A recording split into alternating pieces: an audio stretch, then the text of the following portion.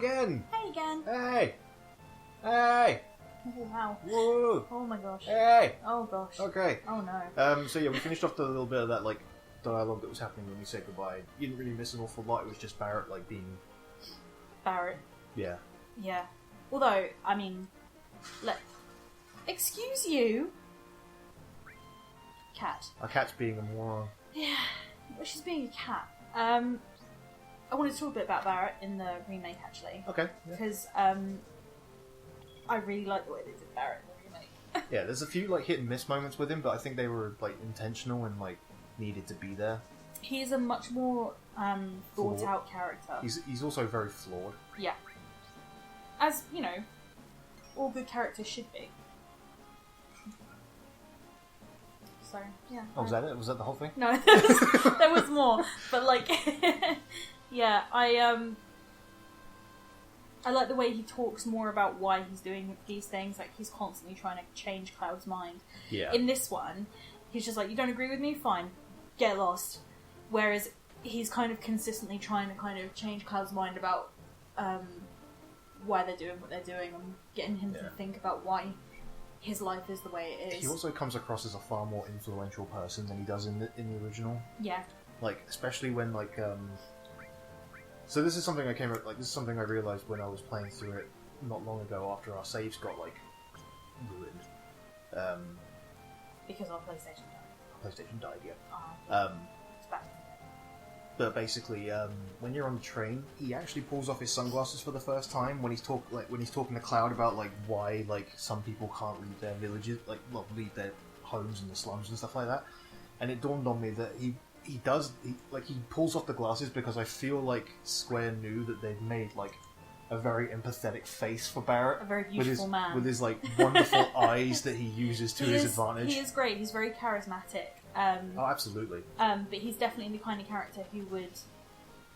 I mean, they have to have that duality with Barrett. Like, he is the leader of Avalanche, this kind of freedom fighter, terrorist organisation. Yeah. But he's also Marlene's dad. Oh, absolutely. Every time, like, him and Marlene are on screen together, it's phenomenal. Yeah. Like, he's Tifa's friend, he's friends with Biggs and Wedge. And, like, the remake also hammers home how much of a blow it is that spoiler alert, Biggs, Wedge and Jesse die. Or do they? Shh. Spoiler. That is a big spoiler alert. But, like, it hammers... you basically see that impact it has. Whereas in this one, I think it's a few lines of dialogue. It more or less is just a couple of lines of dialogue here, like, in Midgar, and then it's... Maybe one in Gongaga? Not in Gongaga, in Cosmo Canyon, when you're sitting around the bonfire. And you're, like, forced to talk to the entire team. Yeah. When you talk to Barrett, he's like, this is where Avalanche was born, such and such. And Biggs, Wedge, and Jesse said we'd come here after we were done saving the planet and all that sort of stuff. I think this one also didn't make it very clear that Avalanche was two separate organisations. Like, that these guys took their names. See, that was something I never picked up on. Like, you had to sort of help me realise that when we were playing through the remake. Well, it was because we were playing through this one, and we got to Corel. Yeah. And they were talking about Avalanche, and we were playing, and you just went, wait, what? And I was like, oh, did you not know this? But yeah, that they make it much clearer that there's less so like two separate organisations and definitely more like factions. Yeah. Which I think is really interesting. Like, people have their different methodologies, but technically belong to the same cause.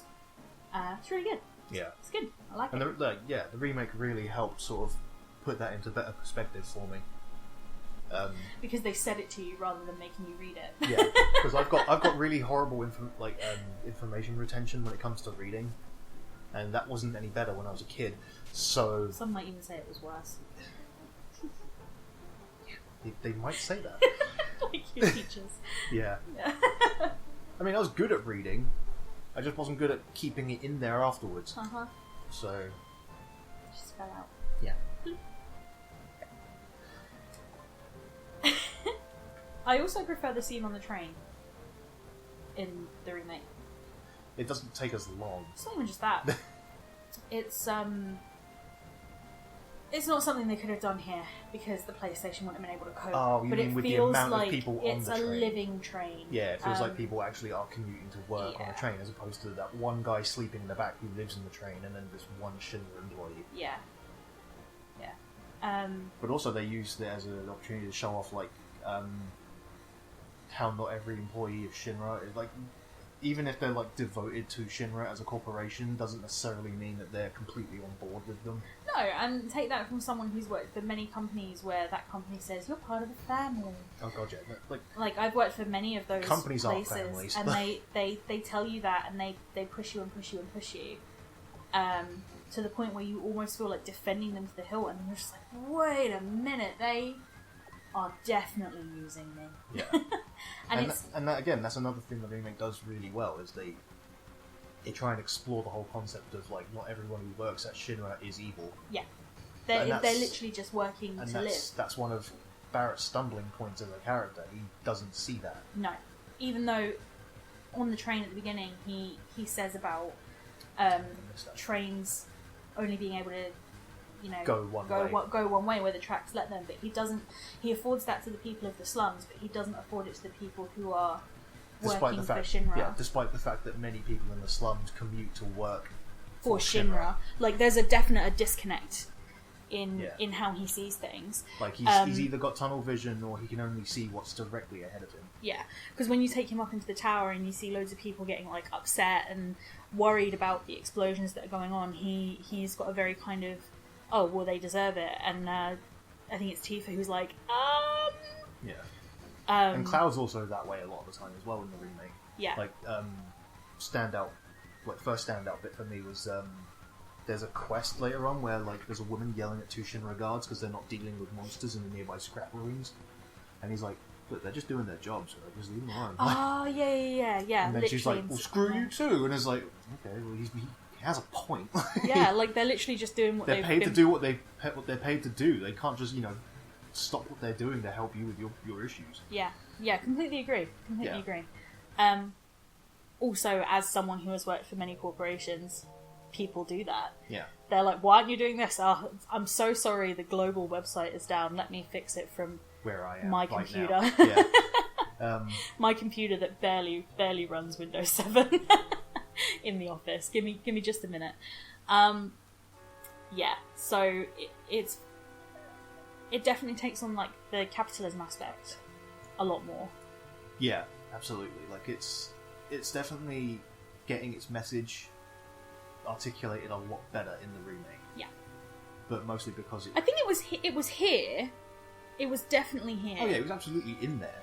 It's not been changed. It's not been warped. It's just they've had space. They've had some time and some more resources to go more in depth with it. Yeah, and they've also got, like, the voice acting cast in the remake is absolutely outstanding. Actually great. Like, they're very, good. Very few of them are actually, like, bad choices, and even then I wouldn't argue they're bad. I literally can't even think of someone that I don't like in the remake voice-wise. The only one I can think of is, like, obviously Don Corneo makes me really uncomfortable. Yeah, but he's supposed to. Yeah, like, he's supposed to do that. So it's fine. He's like a lecherous old creep. He's supposed to weird you out. He's awful, and he makes me uncomfortable for all the reasons that character should make you uncomfortable. Yeah, absolutely. But that's all I can think of. So yeah, it's really, really good, and the way they handle Wall Market is just much better. Yeah, some people would argue that the music's not as good. I'm indifferent to it. Like, I don't really think about it when I'm there, but overall, the way it looks and the way it feels, absolutely. Well, the way the story is told there as well is just much better, and I think the fact that you just spend more time in these places doing things just makes you connect with them a bit better, I think. Definitely. And I also really like the I say quote-unquote additional characters in Remake, like Leslie. Although a handful of the additional characters were slated to be in the game, they just didn't have enough time to implement. Exactly, which is why I said quote-unquote. Yeah. Because most of those characters are in a post-Advent Children, like, novella. Yeah. And they were in that long before the remake was kind of conceived and stuff. Yeah. So they have actually been around longer than. Although I will say I was surprised by at least one of them being like this was planned to be in the game from the get-go kind of deal. Which one? Roche. No, I love him. I love him too. And he is just... And he's absolutely insane. He but is like, actually that brand of, oh my goodness. like, he really hammers home the fact that people who are, like, drafted into Soldier are just kind of unhinged. A little unhinged, yeah. And it's great. Or a lot unhinged, or at least start a little unhinged, and then... I guess the way, like, the original game would have explained it is they're deeply passionate or something, but, like... Something like that. Yeah, but, Yeah, they are... But they're all not okay. No. But, they're really... but yeah, even if you play Crisis he's Core... a great character, and the thing even is, if like... you play Crisis Core with Zach and Jill, who are two other people, Yeah. they're also not really okay. They're not okay. No. They're trying. And if they start off sort of okay, they don't end okay. No. But no, like, Roche was just a character I had no idea was ever going to be was supposed to be in the game, and if you tried to tell me that before the remake came out, I wouldn't have believed you. Yeah, even though I had, like, the novella and everything, and I showed you things, but yeah. But no, Roche is just that weird kind of... But he's so feels like so chaotic. He's great. He is so chaotic. He's wonderful. He's such a bizarre anti-fit for the game. He is, but at the same time, he's the perfect choice. Yeah, he is the wrong puzzle piece, but he's having a great time regardless. I'm so pleased to hear that he's going to be in part 2. Of the If he wasn't, though, I think I'd find that even funnier. in the game, like, he's just so passionate, and he's so sure. He's in the game for roughly half hour. He's so sure that he's going to make a big impact on your life, and then you leave, and he's not there. But no, apparently he's going to be in part 2, which Good. makes me think there's going to be more G-Bike sections in part 2. I'm glad. I am glad, but even if he just winds up at the Gold Saucer hanging out near the G-Bike arcade machine, that's fine. That would be phenomenal. Yeah, that's fine. I would love every bit of that. But yeah, I loved Roche as well. I thought he was great, and I really liked Leslie. Yeah, as a character. Leslie starts off as a character I didn't really like, but later on in the game, he really starts to start oozing his appeal at you. Yeah, they give him some time, and Don Corneo's lackeys as well. They get way more actual time as well in the game. Yes, because they're the announcers for the they are the underground fight. They are, yeah. And you can still go and let the other guy out like you could. Yeah. Back in the day. Which I never do. I always forget. It's not a huge amount of. It's not really that big of a deal. He's okay. He's fine. The only thing I didn't really like is obviously in that Don Corneo section in the remake is Cloud is chosen consistently. Oh yeah, absolutely. Although I absolutely love, and I mean I absolutely love Tifa and Aerith's section where they break out. Where Aerith chairs a guy. Yeah. It's truly outstanding. It's got the best music. It does. It does. In the entire game, arguably the best music. Yep, it's really, really good. And I love the fact that they made Airbuster better by having him have the best boss theme. Yeah. But it would have been that breakout music's great. Yeah, but it would have been really interesting to see how those situations would have played out with the girls, and not just Cloud having a beautiful face. I do wish we had more sections where we played as the other characters instead of Cloud. Yeah, there's a brief moment where you can wander as Aerith, and then you don't. It's really strange. But yeah, to be honest with you, there's a little bit more linearity in the original than there is obviously in this, where you can screw up being Don Corneo's bride. Yeah, and there's other. I mean, there is a particular scene that you can change. But it's only the one that springs to mind. Which one? It's the one where they're all staying in Elmira's house after Aerith has been taken. That's basically the new who do you take to the Gold Saucer? Yeah. So that's really different, and I love those scenes. I think they're really great. They are wonderful scenes. Yeah, all three of them. Even the Force Ghost Aerith scene is actually pretty good. Yeah. So they're really great. Because when you told me about that, I was like, that sounds ridiculous. That's not something that actually happens. And then it happened. I was it's like, because God. I used... But then it thankfully contextualizes itself as a dream. So it's like, okay, now it makes way more sense. I thought maybe Aerith was just turning up as a ghost. Yeah. I did tell you that she was that was how I described it. It was a Force Ghost moment. Barrett's one isn't even a comedy one. It's actually just him and Cloud finally realizing that they're mates. Yeah. And it's great. Yeah. Yeah. And Barrett, the way Barrett is after he thinks Marlene is Died. gone. Yeah. And where he's basically begging Cloud for, like, she's okay though, right? Like, she's definitely at this place that we're going. Yeah, where we're going. And She's definitely there. Cloud won't give it. Yeah. Like, and it's great. It's really good. Like, Cloud's all sorts of things, but he doesn't offer false hope. No.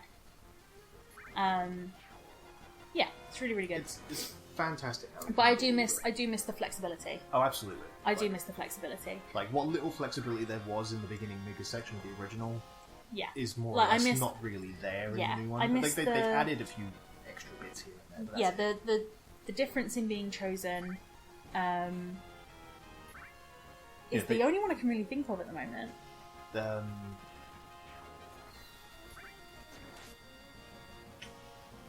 Yeah. Yeah, there's not really an awful lot. No. Like, they I will say they added more than they took away. Yeah, definitely. But the bits that they took just feel a bit odd that they're not there. Yeah, I mean, we'll get into it as well, like, when we actually get to, like, the Wool Market section and stuff, on Like, how I really hate how Cloud behaves in the original Wool Market section. He's an absolute bellend, isn't he? That's not a bad word. It is. It's kind of a bad word, but it's not. It's He told me I couldn't swear, and then he said well, bellend. people say shit in this game, so it's fine. No, you've said it, though. Oh, What will the YouTubes think? Darn! Darn. Heck! What will those advertisers that don't pay attention to me think? That's true. Yeah. Yeah, I really hate the way he behaves in that section. I think he's just overly he's rude needlessly rude and aggressive, and it pads some stereotypes, and I really don't like it. So when they remade it, and it's such a good section, it was all thoroughly just Cloud well out of his ballpark, well out of his comfort zone, but still willing to do it, and like it was such a good, like such a fun section. The point where he gets a massage is really funny to me. Depending on which massage. Like, every single one I find again, funny. that's another thing where they added an optional thing. Yeah, every single massage he gets, I it's find. still weird that the original optional thing is not there. Yeah, but I think I can see why, because that would be quite a big chunk to sort of change around or to redo. But the biggest thing that I'm surprised out is it's only had one update since it was released. Oh, yeah. So we're in December now. We are.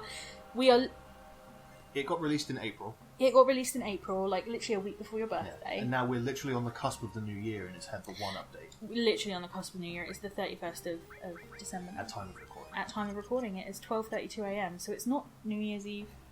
New Year's Day. Let's see if I can do this. Can you? This was fun that they kept this in the remake.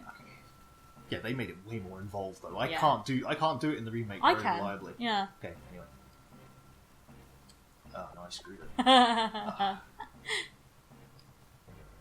Wow. This is the first time I've watched it this much. You have had 2 beers. They're not as mean to you in this version as they are in the other one when you mess up. No.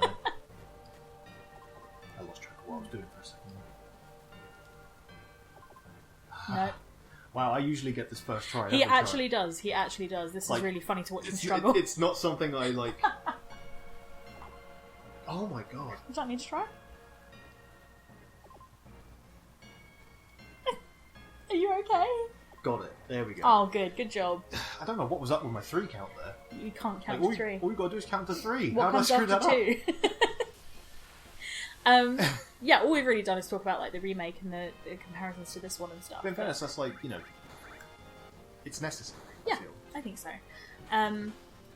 I mean, I personally find the massage one really funny because it's a hand massage, Yeah. and I'm trained to do those where I work, and I think it is so funny, like just so horrendously funny. I think I'm a very niche group of people who would find that section as funny as I do. Yeah. But yeah, it's I great. did also appreciate that they made it a bit roundabouty and a little too effort intensive, but like the different dresses you can get for all 3 of the characters. Yeah, actually, I just Like- wish they'd had some bearing on what was going on. Yeah, I just wish it didn't take so long to do it. Yeah. Because you have to get roughly halfway through the game to do all of it. Yeah, which is great by the time you hit chapter select. Yeah, but even then... Oh, yeah, because it actually starts earlier than that, doesn't it? You can't actually use chapter select to do it. Yeah, because it starts earlier than that, and you can get stuck on what your previous choice was. Like, basically, what they did was they made it so that what dresses everyone wears for Don Corneo's thing, like Tifa, Aerith, and Cloud, is all dependent on how many quests you do in certain sections. Yeah. So, like, for Tifa's one, you do all of her quests, and you tell her which dress you'd rather her wear. With Aerith, you either do one quest, half the quests, or all of the quests, and that gets you different qualities of dresses. Mm-hmm. Although the cutscene that accompanies hers is so funny how they change it per dress. Yeah, the one that she gets for the dress that isn't very good, and it's just rats coming along. So funny. And Johnny just like, I don't want to be seen with you. Go on. Yeah.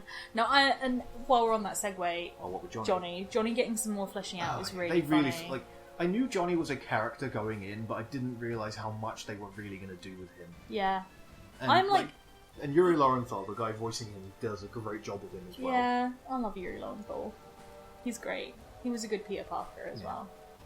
Among other things. But yeah, the whole dress thing, though, they just made it way too involved, and then they made it bizarrely so that you couldn't chapter select the different sections to make the things different. You had to go, like, as far as I could tell anyway, you had to go from, like, the beginning through Tifa's bit all the way over to Aerith's bit, and then get the... But when you consider that's just a cosmetic thing... It's purely cosmetic. It's really not a big deal. You get maybe a different cutscene for one of the characters. And yeah. In fact, it is just one cutscene for one of the characters. Because Aerith is the only one that has a cutscene reveal. Yeah.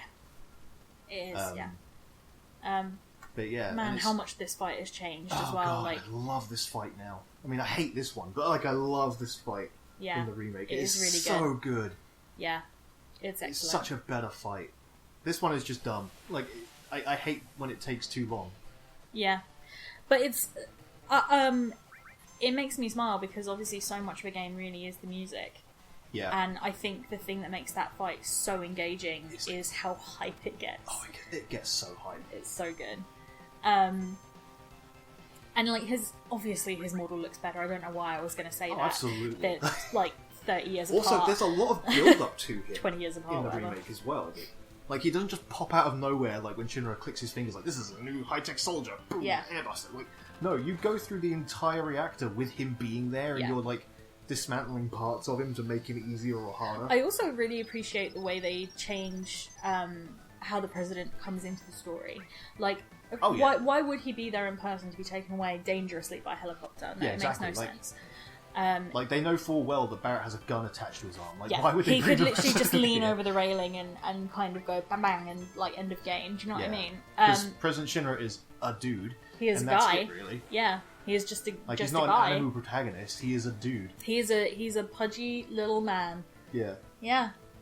So that would be part of it, but they do this really cool thing with like holograms and like lasers and stuff, and then Jake the dog comes out and has a go, and you're just like, oh no, that sucks. And you're like, Bender. But yeah. Waka! How dare you change sides? Did you change sides? I don't know. I loved it when I realised who Heidegger was voiced by, and you didn't realise. So it's so uncommon for us. It's very uncommon for us. I have a much better time with faces in movies than I do with voices. Mm-hmm. So I'm very good at recognising voices, which is why I thought all the voices in Monster Prom sounded really familiar, because they did. But I'm very good at kind of, even when people are doing character acting, picking out who they are, and who else they've been, and things like that, like lilts in the voice. And when I was a wee baby girl, it's because I wanted to be a voice actor. Yeah, so did I. Yeah, but I live in the UK. When I was a wee baby girl, I wanted to be a voice actor. When you were also a wee baby girl. But we live in the UK, and it's not as big of an industry here, and it's a whole thing. It's getting better though. It is getting better, as most things are. Like, our movie industry is back again, and our games industry is now doing really well again, and it's really nice to see. So, woohoo! But I picked up a lot of like useless information about who voices who and why this, blah blah blah. Blah. It's one of the only things you ever seem to like pick up on whenever we're watching a new thing. Is like every so often you be like, oh, I recognise that voice, and then you spend like 5 minutes figuring out who it is. Yeah, we had this argument on Christmas with my parents because I was determined to remember what Kermit's nephew was called. It's Robin, just as an FYI. Wait, they didn't know that? They did, but I forgot. and none of us could remember. I remember that. You know when you have like a collective piece of information, and the moment someone asks the question, that information goes out of everyone's head. Oh, yeah. It was one of those moments. Okay. But yeah, basically, we were watching this, and he was adamant that Heidegger was John DiMaggio, and I was like, it's not. Purely it's because really of the way he not. laughs. I was like, it really isn't. And then, because at the time we were playing, the full voice cast list hadn't been released yet. It was really this was surreal. on release, and they hadn't actually told everyone who was playing who and where and all that so we stuff. basically got to the credits, and you pointed and screamed that you were right, and he was right. Except if you just listen to him laugh, it's enough to tell that it's John DiMaggio. Yeah. But yeah, I felt very vindicated that day. Yeah, you did. I mean, I picked up on more obscure ones, like the fact that Jesse is also in Seven Deadly Sins. Is that Jesse? Yeah, Jesse is. Is it Elizabeth?